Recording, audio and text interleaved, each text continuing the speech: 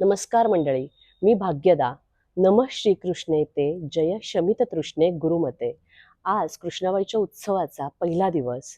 तर आज संध्याकाळी 5 वाजता पालखी सुरू होणार आहे. चला तर मग आपण पण जाऊयात पालखीमध्ये सहभागी व्हायला.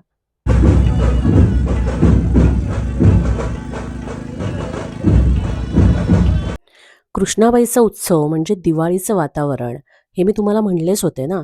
तर आता बघा, रस्त्याच्या दुतर्फा रांगोळी काढण्यात आली आहे. आणि जसं आपण गौरीच्या आगमनाच्या वेळेस पावलं काढतो ना, अगदी तशीच लक्ष्मीची पावलं कृष्णाबाईच्या आगमनासाठी पण काढली आहेत बरं का. आता ढोल ताशाच्या निनादात, गजरात आपल्या कृष्णाबाईला मानवंदना देण्यात येत आहे.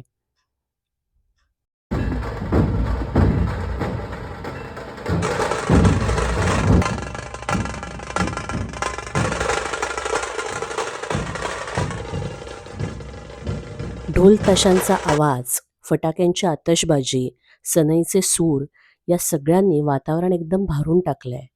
आणि हे बघा, ही आमची कृष्णाबाई बरं का, लाडाची कृष्णाबाई पालखीत विराजमान झाली आहे. हिच्या पालखीचे भोई व्हायला मिळणं हेच खरं भाग्य. काय मंडळी, खरं आहे ना? आता ही आमच्या वेशीतून आत मंडपाकडे प्रस्थान करत आहे बरं का.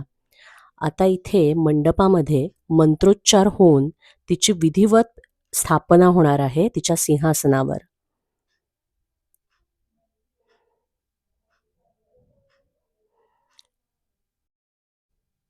बघताय ना तुम्ही, मंडपाचं रूप आता खरं खुलून आलंय. कृष्णाबाईच्या आगमनाने सगळीकडे आनंदी आनंद झालाय. कृष्णाबाईची साडी नेसवणं हे पण एक वेगळ्या प्रकारचं कसब आहे बरं का. त्यानंतर शेला, दागदागिने आणि अशी आमची कृष्णाबाई सज्ज झाली आहे भक्तांना आशीर्वाद देण्यासाठी. याच दिवसाची प्रत्येक भक्तगण वर्षभर वाट पाहत असतो.